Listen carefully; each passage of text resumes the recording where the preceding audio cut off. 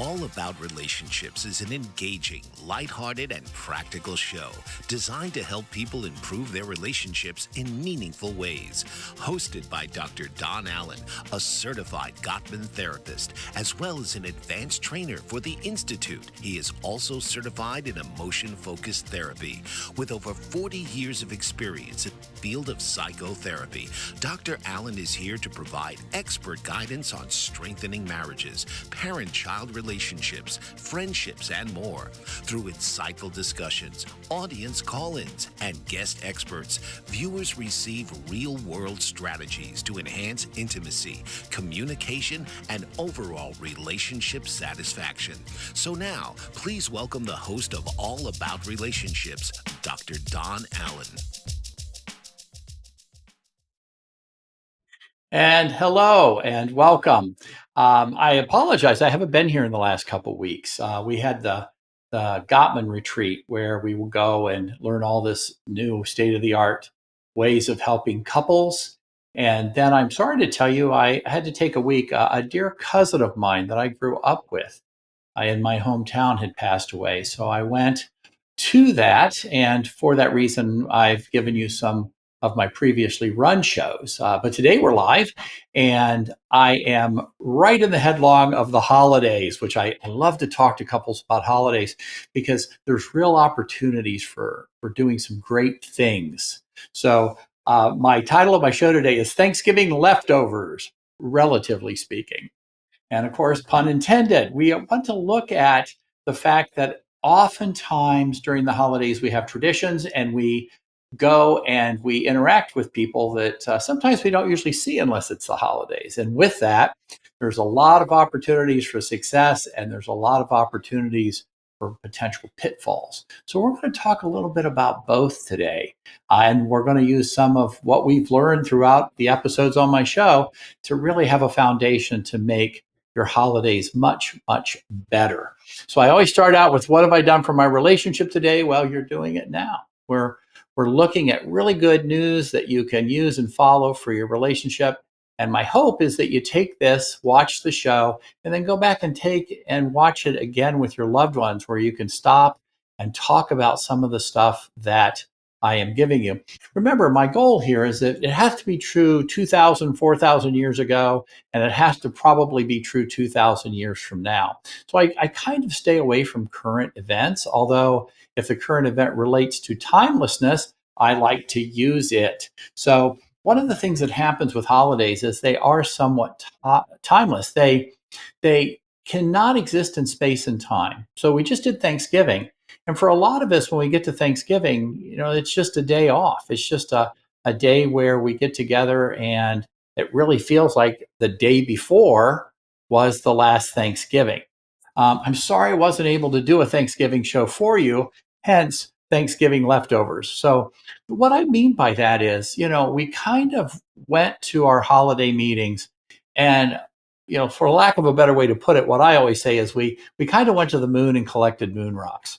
Right. So now what we're going to do is we're going to evaluate what we've learned from Thanksgiving, and then we go into the other holiday season. And holiday seasons can mean a lot to different people. For some, it's Christmas.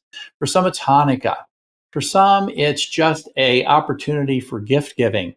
There's lots of ways people celebrate. They celebrate with gifts. They celebrate with special foods and traditions from old, and maybe making new traditions. So we're going to talk about all that today in a way that really can make the opportunities happen for you all to do better in the next holiday. So I have a couple questions I put down, and usually these are kind of ways to get you thinking. But in our third episode, or third section rather, we are going to answer some of the questions you're about to hear. So the questions are, when you and your partner head into a family gathering, do you walk in as a team or do you improvise and hope for the best? That's interesting, eh? And I tell you, this applies probably to just about everyone. What happens when your partner's traditions bump into your stress level and neither of you talked about it ahead of time, right? So now we're reacting, not proacting, right? How do you stay on good terms with everyone without surrendering your peace, your boundaries, and your friendships and relationships? This has been a growing problem throughout time. but it is timeless.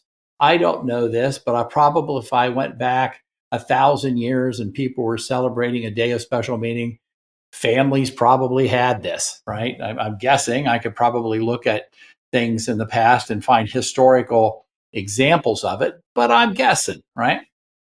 All right. So, is there a relative that makes you brace for impact the moment you pull into the driveway? I call it the "oh, here we go again." Right? Does that happen to you? What if your partner's idea of holiday traditions feels like chaos to you, but comfort to them? So we're gonna talk about these types of things. Remember, one of the things that you really have an opportunity to do better with is watch horsemen and flooding. Now, those are Gottman terms, but basically, when you're talking, avoid criticism, defensiveness, stonewalling, which is not talking at all, or contempt is where you describe somebody as defective. Got to be very careful. People in our society, when I watch TV, love to throw around words about how somebody is or how a group of people are. That's contempt, right? And what we know about that is that leads to distance and disconnection, and sometimes in the extreme breakups. We don't want to do that. We don't want to do it with our partner, and we've got to be careful about doing it outside of our families. Okay. So just be careful with that. A lot of times, what we're talking about is opportunities for shared meaning and make each other's dreams come true, which is the upper part of the relationship house. I'll put that up for you to remind you after a while. Okay. So, a couple things before, especially this show. One, safety first. My show is educationally focused. I cannot possibly know your family situations or your relationships. Can't. But what I can do is give you suggestions that are kind of proven to work better for a lot of people, right? So, that's what I'm going to do is to give you tips and suggestions and ideas, and then you make it your own, right? Your job is to know your family and use my suggestions if they fit your goals and can improve your family. So that's what we're going to do. So let's have fun. Let's start doing this. Let's get into it today. I'm excited for this show because I know this can probably improve how things go in the next month for you. Okay. There was a poem when I was a kid that I learned called Desiderata. You can look it up. But one of the lines in that poem that I really like that I want to underline for you is, insofar as possible without surrender, be on good terms with all people. And I kind of live by that. And I've lived by that since I was a high school kid. And I really like it. So we'll revisit it. But that's one of the things that you want to look at. So when you go for holidays, when you go for days of special meeting, when you are meeting with people that are your family or important people to you, what's the goal of the meeting? Well, first, I hope one of your goals is to have fun. The other one is to make new memories and hopefully have a deeper, more cherished relationship with the people that are most important to you. Now, we live in a world that has a lot of communication and opportunities for distance, right? But again, what are your goals? So the first thing I want to challenge you to do is to look at what your goal is when you're meeting with people that you really care about. Okay. Another thing I noticed, it's never been written down. I suppose I could look it up in my field. But one of the things I notice is human nature is we tend to talk about people after we see them. And I'm not saying that's bad. Sometimes it could be really good. I remember once a long time ago when my parents were around, they came to visit us. And I had this clock. I still do. It's kind of a big clock in the bedroom, and it's red at night. And it shines up on the ceiling. So when I look up at night, if I wake up, I can see what time it is. Well, about a month after I met with them, I went to their house and I noticed they purchased one. So that's an example of going to somebody's house and saying, hey, that's a good idea. I think I'm going to try it. So sometimes when we go to family, positive things rub off. However, we can also look at things they do wrong and kind of want to pick them apart. Even worse, to the bad, we use horsemen. Why did they do that? See what they do, see how they do it. Well, those are criticisms. You can't do that. And if you do it in front of them, 96 times out of 100, it's going to go bad. Right? So that's what I'm saying. We have to watch the horsemen: criticism, defensiveness, contempt, and stonewalling, not talking. Okay, distancing. Okay, so what we need to do is to look at what we need to do better. So when we kind of say, hey, how come they do this or how come they do that? We also want to say, well, you know what? I do things somebody may not like either. So we want to be humble and grateful that people are cool with us. And for thanking them for that, we want to, in fact, be more tolerant of them. Okay, so these are some of the things we just want to kind of start off with, right? So we want to look at what we can do better. The other thing too is one of the things I like to do when I go camping is after the camping trip, I like to come home and I like to evaluate what went right and what went wrong. So, for example, let's say you go camping and you forget the matches. You probably won't do it twice because you can't cook anything. All right. So we've got to be very careful with what we bring and what we leave home, and then vice versa. So when you come home after a camping trip, you might say, we packed all this extra stuff and we had to carry it around and we never used it. So let's not do that anymore. But you know what we really could have used was a flashlight. So next time, let's make sure we get a flashlight. So what we do is we evaluate how the camping trip went. You can do the same thing with holiday visits. What really went well? What really didn't go well? Okay, well, then you can modify it. Okay. For people, we can also agree to disagree. When I was a kid, I learned very young, you don't discuss religion and politics. You just don't. In the Gottman world, what that talks about is inflexible areas and core beliefs. Somebody's core belief is something that really they hold on to. If you try to challenge that, they're going to defend it. We often talk about things like it's a principle of the thing or it's a hill we'll die on. Everybody has them. Everyone I know has them. So what we want to do is to honor their dream, to have their own opinions and lead life in their own way. We don't have to get into that. We can just get into having another slice of pumpkin pie or something better. Okay. So very, very good. Another thing I've talked about, holidays are intensifiers. So if you're having a good life, holidays often are a much better time.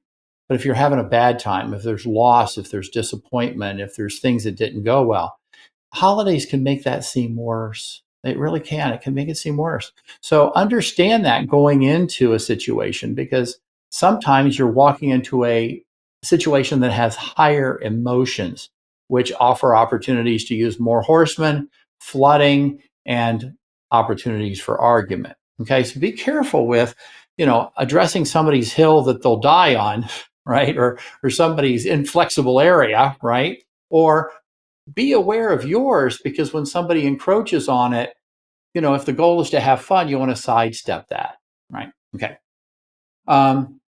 So the other thing too is, I just mentioned earlier, I just lost a dear cousin.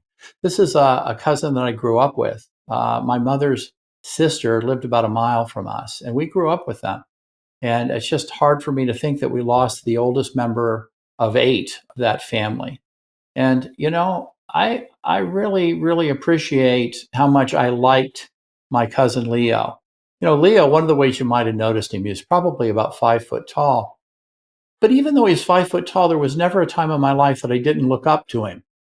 And he always gave me good advice and good suggestions. And he was always very gentle when he talked about things that might help me out in life. And he cared enough about me to direct me in good ways. And yeah, he was probably about 11 years older than me. So, by the time I was starting to get into elementary school and stuff, he had graduated. But I knew him and his wife and his family throughout my life, and I'm sorry to lose him. I just want to say that that's a cautionary tale for all of us, because there are people, when you started in January, that may not be here now. So we want to cherish the people we have. We want to be present and in the moment. And we just want to take people in and enjoy them and be humble and grateful that we have them today.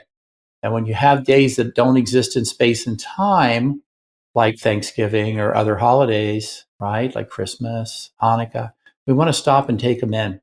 So just cautionary tale, folks. Okay. So what you also want to do is you want to have a way of getting organized. And that's what we're going to do today. We're going to start talking about traditions, make each other's dreams come true, shared meaning, what's important to people, and do it in a way that we can be organized so that when we go, we have the best chance of getting along and connecting. This is a good place to stop, I think, for our break. What I want to do is go to commercial. We're going to come back and take some questions from the mailbag. I always like the mailbag because I don't really look at the questions before, because I like to field them right with you. So we're going to come back and look at them together. We'll see you shortly. Mike Zorich, a three-time California state champion in Greco-Roman wrestling at 114 pounds. Mike, blind since birth, was born in Hartford, Connecticut. He was a six-time national placer, including 2 seconds, 2/3, and 2/4. He also won the Veterans Folk-Style Wrestling twice at 152 pounds. In all these tournaments, he was the only blind competitor.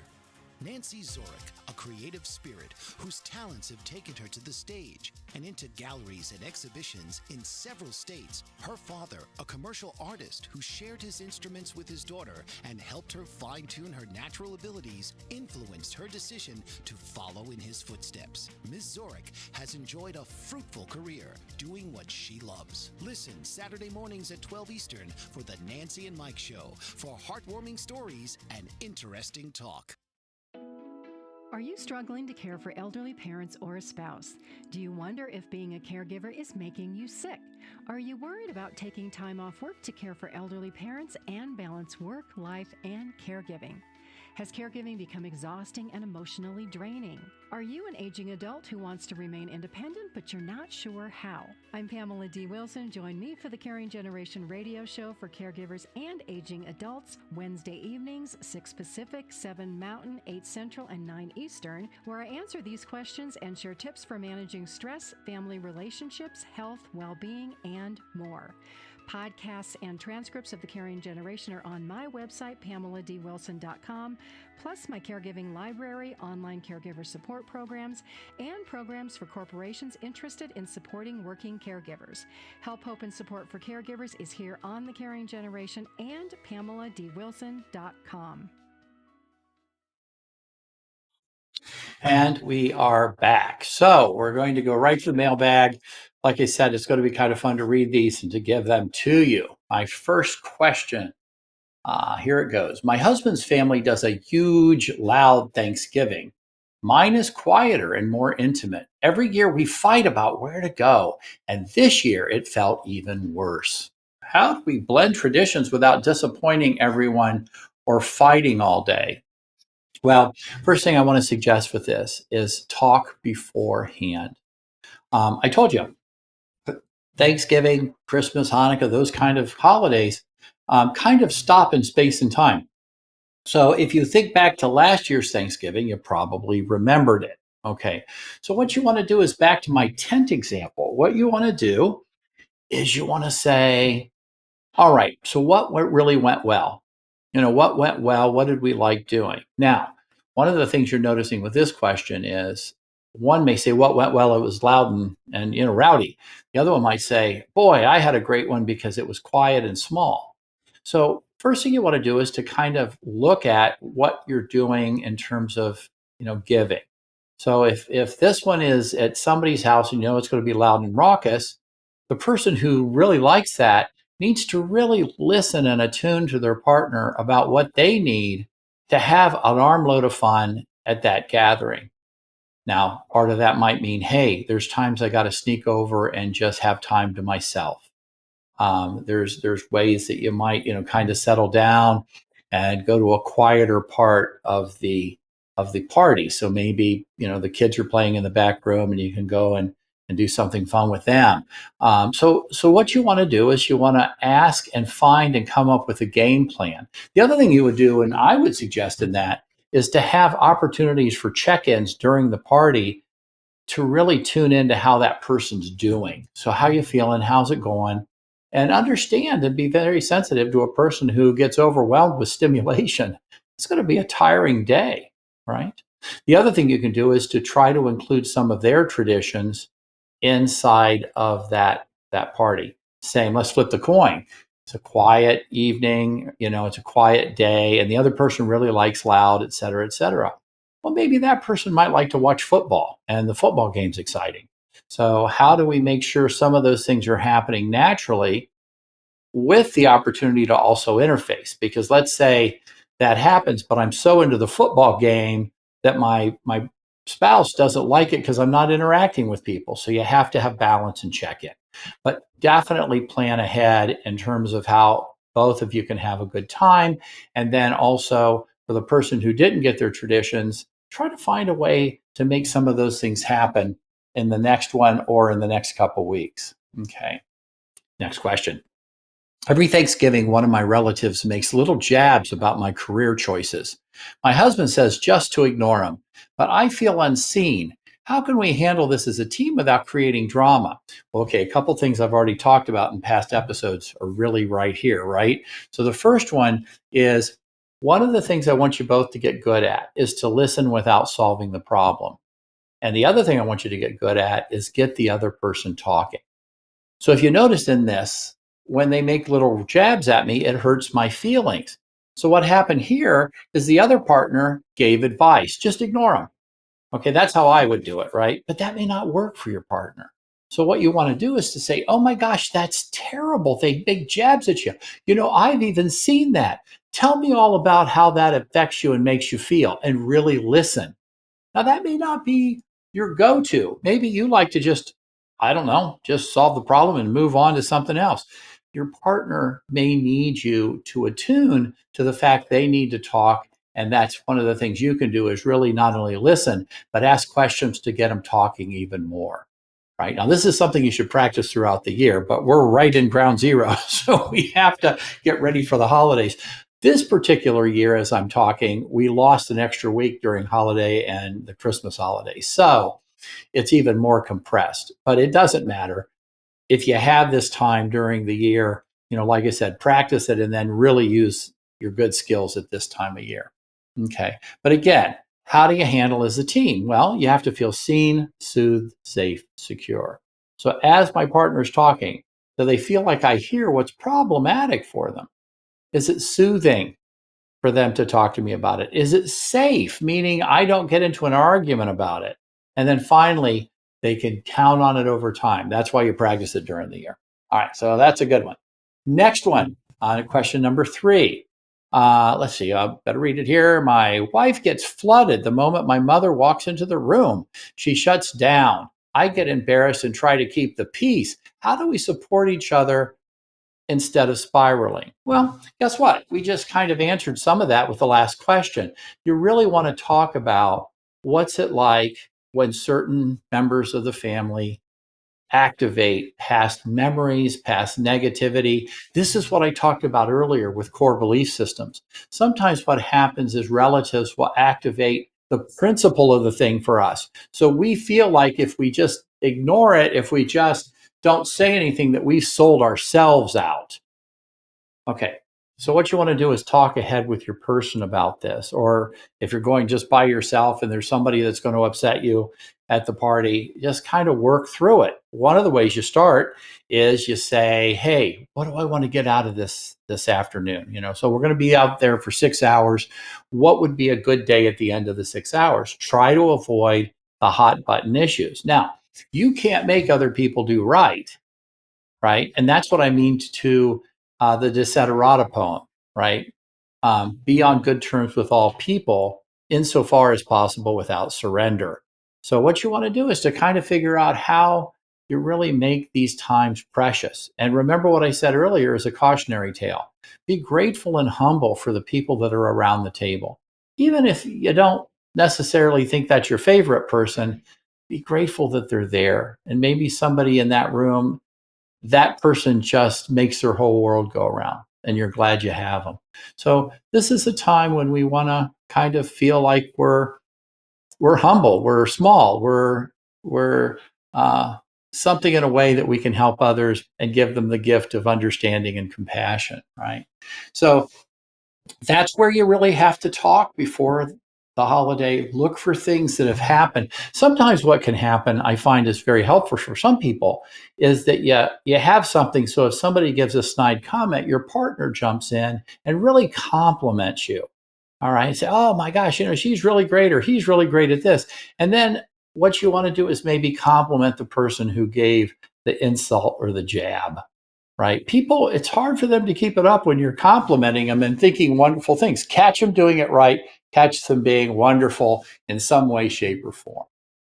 Last one, let me think on time. I got one time for one. I am the default host. If I don't do everything, no one does anything. I feel overwhelmed, resentful, and I'm noticing it's hurting my marriage. How do we reset expectations without getting into a fight? Well, first off, if you don't want to fight, watch criticism, defensiveness, contempt, and stonewalling. Be careful with those. The other one is if you're flooded, go settle down, come back, repair, and then start talking again. But one of the things you're noticing is this is a great example of a core belief. There's an old expression, this came from way before me, if you can believe it, and that is the idea of familiarity breeds contempt. When we take things for granted and just expect things to happen without noticing, appreciating, and just allowing them to do it, a lot of times people can get resentful, right? So, what we want to do is to make sure that we talk about how to get an armload of fun. So let's say this person's the default host and I'm having that conversation. One of the things I might say is, what's really fun about the gathering? What do you hate? Well, guess what you're going to hear? Well, one of the things I hate is nobody helps, right? So one of the things you might do is say, well, what are some of the things that I could do that would take some of this off your plate that would really make things better, right? The other thing is, if you know that behind the scenes, you can work on things without other people noticing it, right? So, let's say everybody eats and then the tables have to be cleared off, or maybe the extra tables have to be put away, right? Well, while some people are loading the dishwasher, you might take the linens off, put them in the laundry room, and then take the tables down and the chairs away, except for maybe a couple if somebody wants to play cards or something. So all of a sudden, you've set the stage without really saying anything. Now, if you're in somebody else's house, ask permission. But this is ways to kind of expedite everybody working so that it's better, right? One of the things that have happened, maybe less, but maybe not, is that, sometimes what you notice traditionally is the women do the cooking and the putting away the dishes. Guys can help with that. Guys can make sure that a lot of things get done so that everybody can talk and visit after the cleanup happens, rather than just, kind of dozing off in front of the football game that's happening. So these are just little examples. Make them your own. But these are ways that you can kind of clear up and give people not only more opportunity for them to get an armload of fun, but also for you to really make sure your partner feels seen, soothed, safe, secure with regard to, them having fun and not being taken for granted. Okay. So those are just some of the things that I think are going to be really important. Remember, one of the things about this is the relationship house, right? Higher meaning, right? Make each other's dreams come true and shared meaning. But it's not enough to just hope everybody gets their way and everything works good. You have to ask your partner. That's called accepting influence. I want to know what makes your holiday so good. We do that sometimes with gift giving. What do you want for the holiday, right? But sometimes what we do is we do something special that surprises them that they really like, right? That they really want. This can be a core belief issue. For example, one of the things I notice is that younger generations like gift cards because they can go out and get what they want. But sometimes for older generations, they like giving a gift or receiving a gift, especially that has thought. Okay, well, guess what? It requires a conversation, right? Or maybe it's doing both. But, giving those gentle I need statements that make your holiday better, that they can listen to and appreciate it, right? So just kind of keep some of those things in mind. It's not enough just to kind of show up and have a good time. You really want to make sure that, when people see you and connect with you, that you really think they're special and that you love them. And then the other thing too, we want to walk away feeling like people really think we're just awesome. And then that's another memory made. And we're right in the middle of the gravitational pull of 2026 in this episode. But it could be 1,000 years ago. It could be 1,000 years from now. People generally have some kind of acknowledgement or celebration of some day of the year that's a turnover to the next year. So, here we are. I know towards the end of the year, I like to really reflect on this year and see what I did, what I would have liked to have done better, who I had when I started the year, who I don't have now, tip of the hat. to the people I love and care about. So I invite you all to consider doing the same. We will be breaking, and then we're going to come back with some real practical advice on some of the questions I gave you in the first segment. So we'll see you soon, and stay tuned. We'll catch you in a minute. Master of words, powerful player. What life-changing words can Dr. Janet Smith Warfield pull out of her magical toolbox that just might mysteriously open a door you never knew was there? A door to free yourself from fear forever. Transform your rage into right action. Release your guilt. Position you into a life of freedom, purpose, passion, power, and peace. All quite suddenly, unexpectedly, and almost miraculously, with no effort on your part. Join Dr. Janet on Dancing with Words, Dancing with Wisdom, as she and her guests show you how words map our experiences, immersing you in a sound bath that relaxes your muscles, opens your mind, and supports you in co-creating your extraordinary life.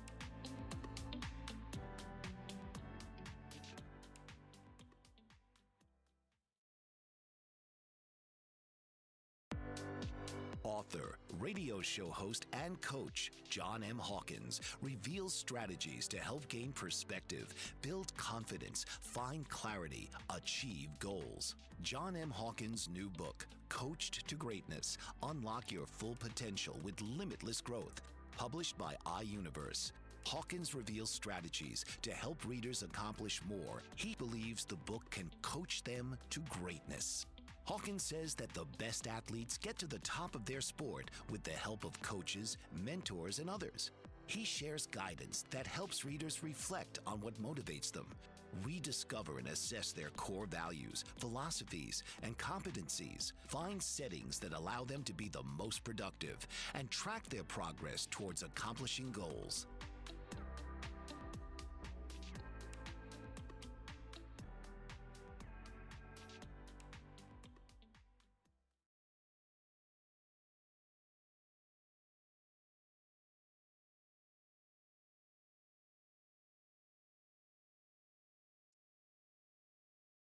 All right. Well, guess what?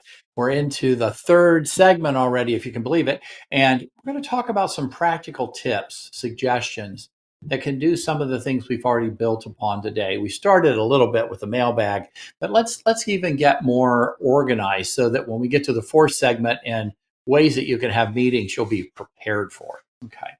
So this is kind of looking at how do we have more tradition and less baggage with these holiday seasons, okay?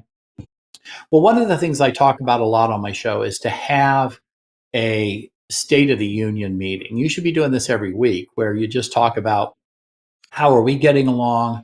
What just happened last week? What could we have done better? And then finally, what are we going to do this week and how do we do it well together? So we always talk about that State of the Union meeting, but this one is even more important and it's specific to the holidays. So you're kind of having an extra one or using that one to do this. Okay. So one of the things you want to ask is, when we go into a family gathering, do we do this where we feel we're a team or we just kind of show up and improvise? Listen, I love spontaneous, but in these situations, especially when there's opportunity for problems, you don't have the luxury. So are we a team or are we not? If you are not, talk about what goes wrong and then talk about what goes better. But each of you take a turn doing it. So don't meander off the subject, really listen to your person. Invite somebody to go walk around the block with you. Got to get you out of that. It might be cold in your area. Just kind of enjoy a nice chat with one person and then come back and settle down. Whatever works for you. I don't know. But those are some things to think about, right? Because some things happen that you did not talk about, right, in the initial meeting. So you might want to check in with each other and say, hey, are you catching this or are you catching that? So be careful. How do you stay on good terms without surrendering your peace, boundaries, or relationship? Well, sometimes what's going to happen is they're at least going to get stretched or bended, right? So how do we do that? How do we not surrender our peace? Well, one of the things is it's a season of giving. So part of what you give people is your tolerance. Part of what you give people is your grace. Part of what you give people is understanding. And one of the ways I try to do it is to look at how I want people to treat me and be humble with me and grateful that I'm there. So I want that leniency with me, and I want to give it in return. Right. So I think that's just very, very important. Part of what can happen too, like I said, people have different ways and traditions now, and those can develop into core beliefs. So, for example, there's a lot of people I notice nowadays, which is wonderful and fine, have different ways of eating. Right. They may not want all the traditional foods that my grandparents and parents made. Maybe they want all veggies or something like that.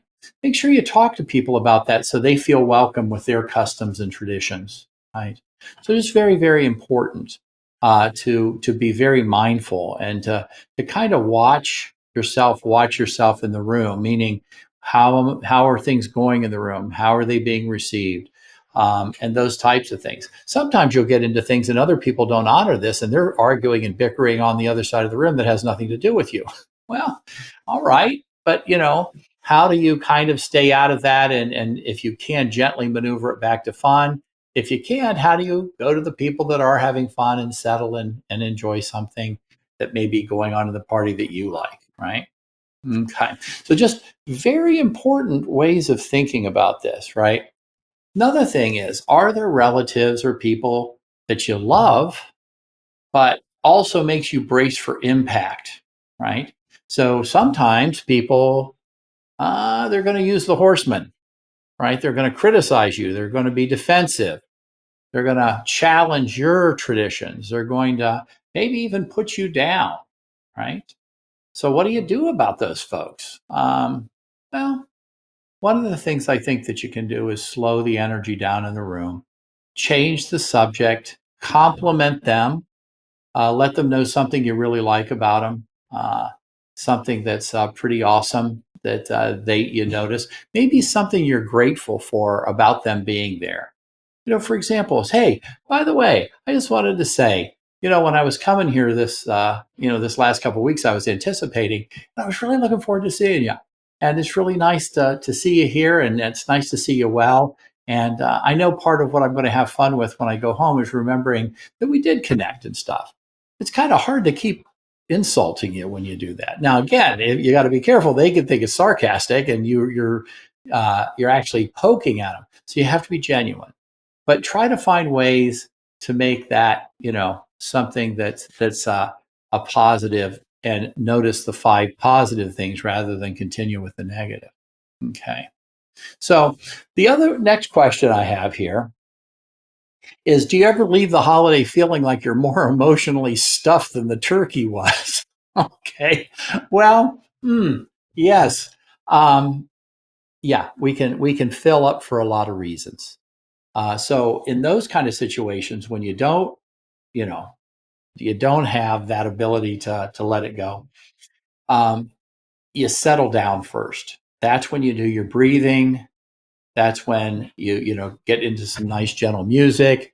If it's a cold area where you live, you get out and take a nice walk in the cold. You breathe and try to think of the positives. Try to get your mind off of those negatives and settle down first. Right? And settle down first. The other thing is, the next day when you wake up, you start thinking of all the positive things that you enjoyed, right? Let's say you didn't enjoy many things about the positive. Well, that's back to talking to your partner or to yourself about, well, what do I need to do to make it better next time? Now this gets back to camping and forgetting the matches, right? But most people, a lot of times you can kind of know how things are going to probably go. But the other thing too is there's this wonderful word called wisdom.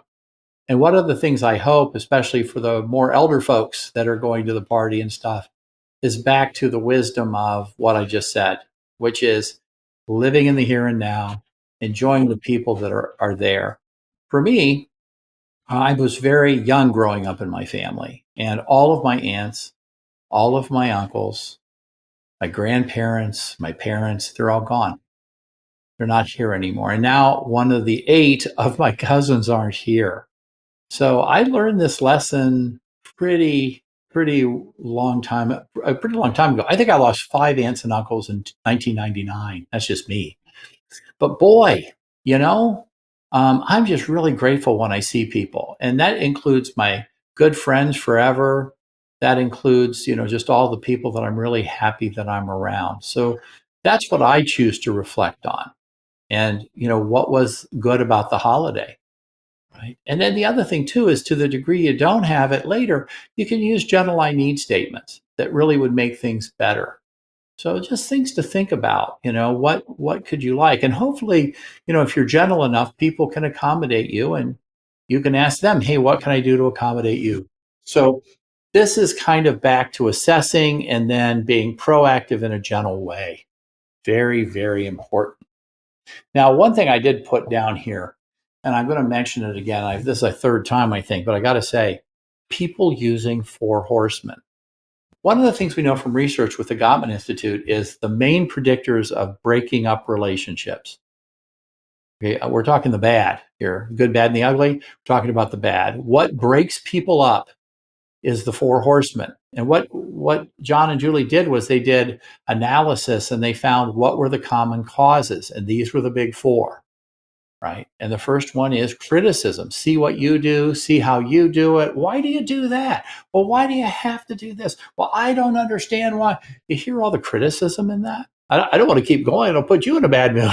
So that you can't do. Instead, what you do is gentle complaining, right? So, oh my goodness, here I am. And I kind of changed to being a veggie. And, next time we meet, I'll have to get your permission maybe to bring more vegetables and stuff that I like to eat. Would that be okay? That's a gentle complaint. It's not a, hey, you didn't make enough vegetables. So you see what I'm saying? And the other thing is, you hear my tone. You didn't bring enough vegetables. That's harsh startup. That's saying it snarky. Can't do it. Defensiveness is when you dig your heels in and respond in a way that defends your point of view or your position. Well, why do you have to eat vegetables and not turkey? Well, that's defensiveness. That doesn't work either. Stonewalling is you just don't even acknowledge the person's concerns. You just walk away from them. And then contempt is when you say it in a way that makes the person feel defective. Well, only somebody stupid wouldn't eat meat. Well, now that's contempt, because now we've described that person as bad. And that is the number one reason why people break up and get distance, is the contempt. So all four of them are bad, but really watch describing somebody. And nowadays, we like to use diagnoses from my profession. I wouldn't do that. That's contempt. So we've got to be careful. You've got to be careful for that.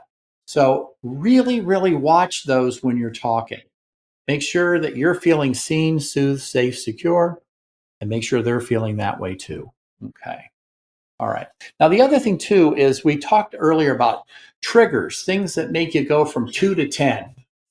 All right. Well, with those, you want to settle down. But a lot of times what you did was you hit your core belief, or you hit some button that's happened in the past that really, really, really activates you. So what we want to do is to know those things ahead of time, and be able to, at least for the purposes of the holiday, to minimize that and to not do that. Okay.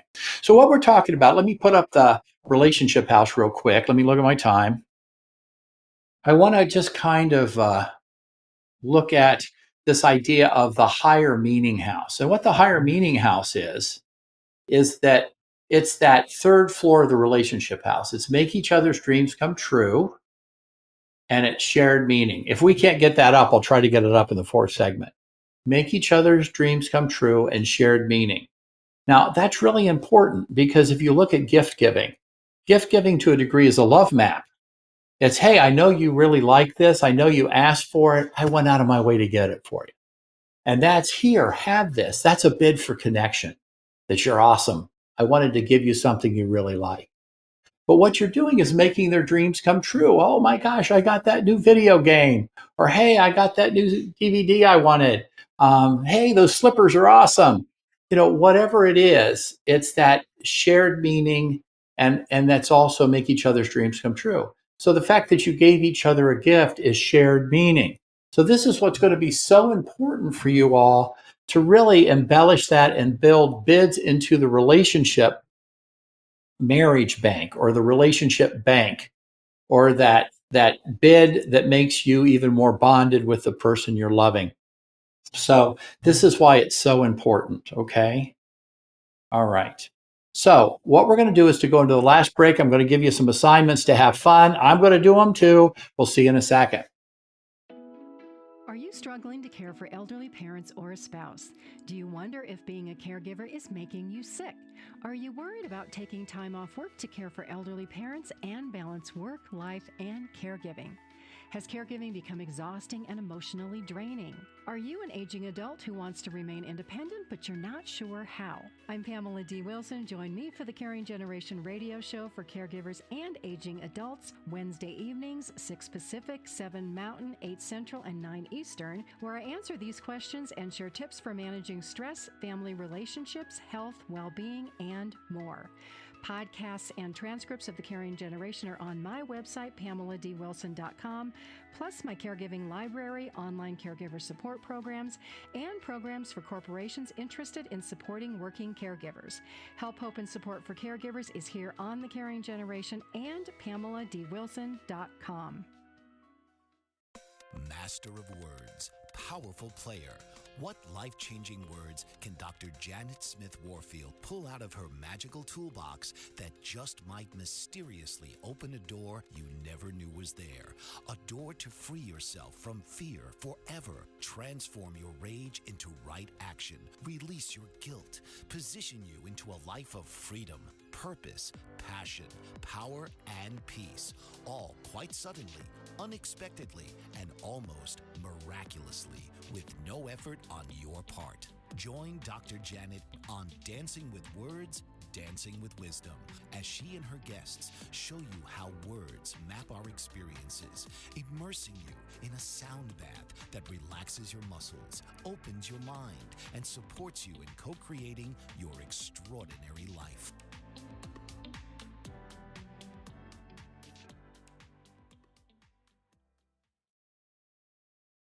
All right, here's my last episode. And I am sorry, I did not give my engineer enough time to put up the relationship house. But look at the top, create shared meaning, make each other's dreams come true. And then in the friendship house, building love maps and turn towards. That's what I was talking about. And all of that builds fondness and admiration, which increases trust and commitment. So that's why these holidays are especially important to kind of fill your gas tank, so to speak, with wonderful memories and loving connection. Very important. These are good opportunities. Plus, we slow down because we're not working that day. We're not doing anything that day that has to be done rather than just connect with our partners. So what we're going to do is we're going to do our fun activity here. Remember, set the intention and the tone. Make it positive, okay? Start with what you like about your partner and why they're so neat and lovely for you, right? And then receive it back. Okay. Make sure you're giving the impression that you genuinely want to understand their point of view. Okay. That's safe for them to talk about it because you really want to know. Okay. So one of the things you also want to do is to seek to understand before you seek to fix. A lot of times people want to go right into the solution. Not time for that. Okay. So be supportive in the conversation. So then these are the questions I want you to ask about Thanksgiving. What did we love about the last holiday? Well, it was awesome. What would, bottle that. I'd like to see that more and more. What exhausted us? It's the next question. See, and we can do this because you can go back to it. Where did we show up as a team? Where did we do that? Where did we not? And again, watch The Horseman. Don't criticize somebody. Just say, I wish we could have had more of this. This would have been better for me. Don't get defensive. Do not lead with criticism. Okay. What tradition felt meaningful for you? What would you want to do more of? Okay. What needs to be updated in terms of traditions? Okay. Very, very important. One of the things that had to be updated with my family traditions is we can't meet as a huge family anymore. So just getting together as a small group was very special for me. And it really, really made me feel good this year. And I hope it's true with my sisters and their family. Okay. What's one thing we want to do different next holiday? And that could be a tradition, right? So ask those questions with each other. Okay. All right. So, that's where we can begin to slowly make a plan for intervention coming up in the next few weeks. One thing that happens too is this time of year goes fast, especially when we've lost a weekend between Thanksgiving and Christmas holiday. So all of the parties, all of the things that people do have all been compressed. So having that organized gets to be more difficult. So if you're talking to a partner, make sure that you say, what can I do to help? What do I need to do for you to feel better? And then have a division of labor with it. One of the things I like about that suggestion is it makes you feel more of a team. And that could be particularly important to the one who's really doing all of the heavy lifting. And I find, I don't know, I find that sometimes people do more than others. Some, that's not true. Some people have the outside of the house, some have the inside of the house. But when you start talking about cooking and cleaning and getting the groceries and talking about that, sometimes one of the things we all want to do is to budget that because, nowadays it can be expensive to buy all the groceries and everything. So we want to be mindful about how much we're spending so we don't have sticker shock when we get our Visa and credit card bills in January. So just be careful with that. Same way with gift giving. Talk about your budget. Talk about how much you want to spend. Another one that gets in the way of people I find commonly is, sometimes people don't want to give kids a bunch of gifts. Okay, they don't. They want to minimize all of that, but they want to give people special things. Sometimes people like to give for others. They like to do things for other people. So, getting involved in something that may make us feel good about giving less fortunate people some of the good things we enjoy and maybe even take for granted in our world. So that requires a conversation. But at the end of the holiday, the old expression, a good time was had by all, is so important.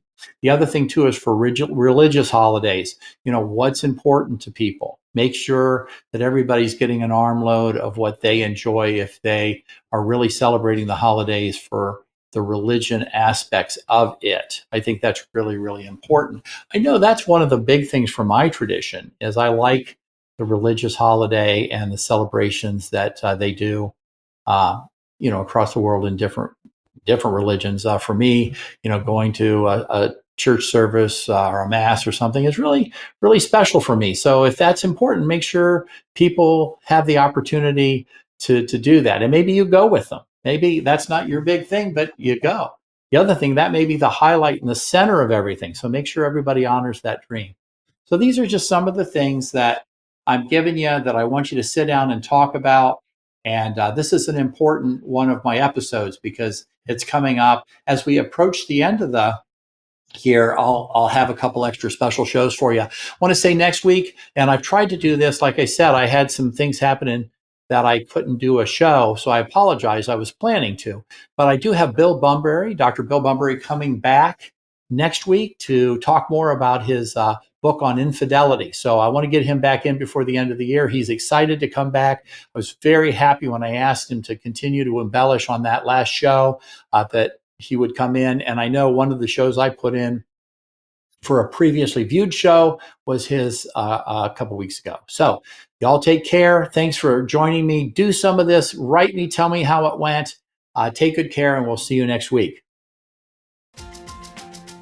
While All About Relationships is educational and entertaining, it is not a substitute for therapy, counseling, or professional advice, but an informative space for learning and growth. So tune in each week for an engaging and reliable approach to your relationships, ensuring viewers with practical tools to create deeper connections in their daily lives. Whether tackling conflict resolution, emotional intimacy, or family dynamics, this show is your go-to resource for anyone looking to foster healthier, happier relationships in a supportive and lighthearted environment. Every Wednesday, 1 p.m. Eastern.